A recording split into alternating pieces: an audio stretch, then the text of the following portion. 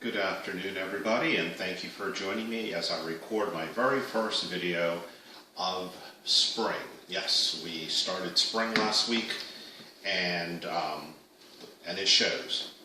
Nice and sunny day here in Central Florida. I was just reading a blog, news article, whatever we call it these days, posted, I guess, in response to Meet the Press today. This is something that may have been discussed on the show. But I'm surprised that a lot of people writing about the Electoral College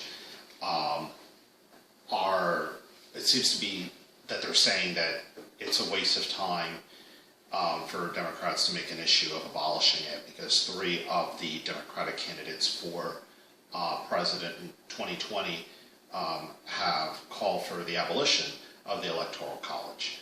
And this article that I read says it's really not going to make a difference, because the whole purpose in the founding of the Electoral College is to give all of America a say in the outcome. And this person that's writing this article, and he's not the only one, is focusing on things that I don't think matters, okay? He's not the first one to say that, to talk about the battleground states. What are the battleground states? Okay, swing states, such as Florida, is said to be neither Republican red or Democratic blue, but rather purple, because it could go either way in Florida, and certain states are like that. So they're called battleground states, and those are the states that the candidates for president like to visit. And then many states, which are always going to be blue, such as California, or are always going to be red, such as Texas, are largely ignored. So these people are saying those people are not getting a voice. So some people are saying because those people in those states are not getting their say, there is no reason to continue. This person's saying that it wouldn't make a difference, but then there are people that are saying that it would make a difference, that we'd be better off without the Electoral College, because then we would be what's called a direct democracy, where every single person, every single vote is just counted, and whoever gets the most votes wins. But we live in a representative democracy, and what that means is that every state in the union, each of the 50 states actually is who's voting for president. And it's not really how many. There's 50 states, so it's not decided by saying, okay, more states voted for one president than not, therefore this president is the one that wins. It doesn't necessarily work that way. It's based on population. So California has a large population, therefore they have a lot of representatives, therefore they have the most electors, okay? And these electors are the ones that cast their votes for president in the end. And so California usually goes, or always goes, Democratic, as long as I can remember, since probably the 60s, maybe even longer ago. And Texas, I don't remember the last time it went blue. But those are large states. They have a large population, and therefore they get more electors. And the electors are the ones that actually cast their votes for president, and they must abide by the decision of their state. So let's take Florida, for example, which I believe has 28, I think 28 now electoral votes. All right. If in the state of Florida in 2016, Trump won, I believe. So what happened in Florida was he got more votes than Hillary Clinton. Therefore, he won Florida, and the electors of Florida were bound to the decision that Florida as a whole made and had to cast their votes for Donald Trump. Every state does that. Every state has 2 senators, and every state has so many congressmen based on the size of their, the population, not the size of the state, the population of their state. This is really hard to explain. But the point is, what the Electoral College does is it gives each state almost an equal share in choosing the president. All right. There's states that are not very populated, such as like Wyoming or Montana, the Dakotas.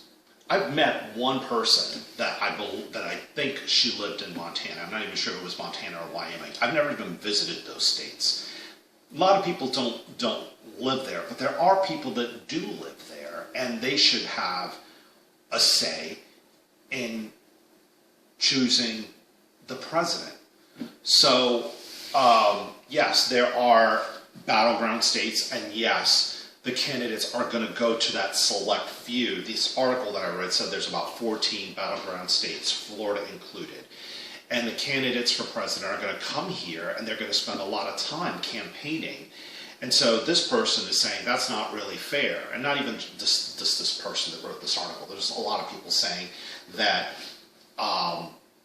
the system that we're in is not any more fair than if we just counted all the votes, because the candidates are investing their time campaigning in these select few states to try to win them. But the idea is for each person's vote to go towards electing the president. Each person in each state, and each state should have a fair share. It's not about how much a presidential candidate campaigns in a state. What does, say for example, Texas is very red. It's a Republican state. Everyone there votes Republican. What difference does it make if Donald Trump goes there, if in the end everyone's going to vote for Donald Trump anyway, right? Because he's a Republican. So he doesn't need to go there. Should the people in Texas feel disenfranchised because he's not visiting them? No. The point is whether or not their votes will count towards electing him. And under the current system, their votes count. But now, again, they're a very populated state. But if in the last election, 2016, Hillary Clinton got like 2-3 million more votes than Donald Trump. But a lot of them came from a state like California, which Donald Trump, I don't think, campaigned there at all. He didn't go there because he didn't think he would win. There was no point.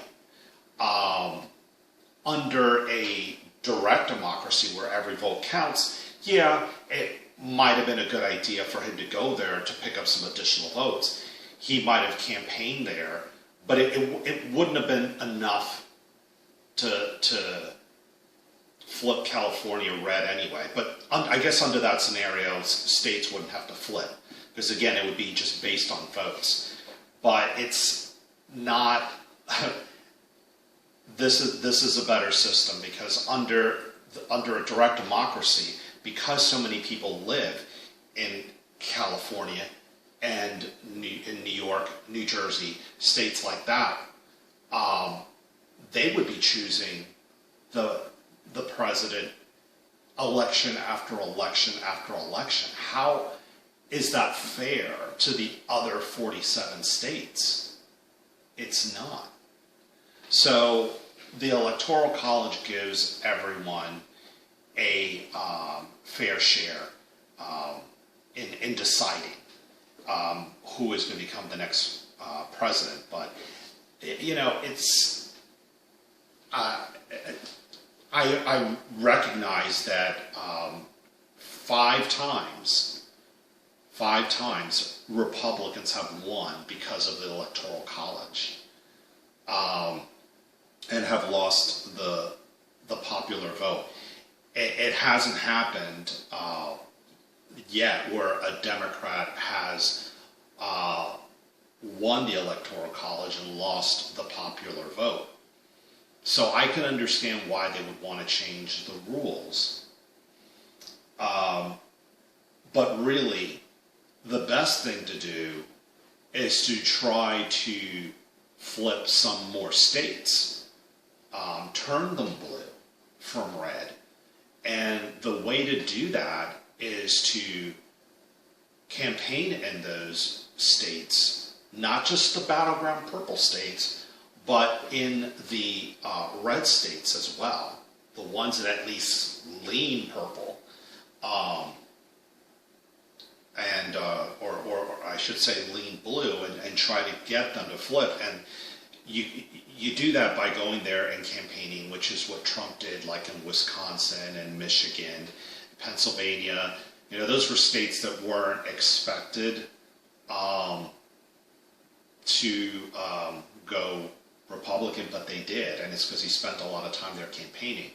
So instead of complaining about how the system works, it's just better to go and talk to the people and share your policies with them and try to convince them, instead of saying that the system is rigged.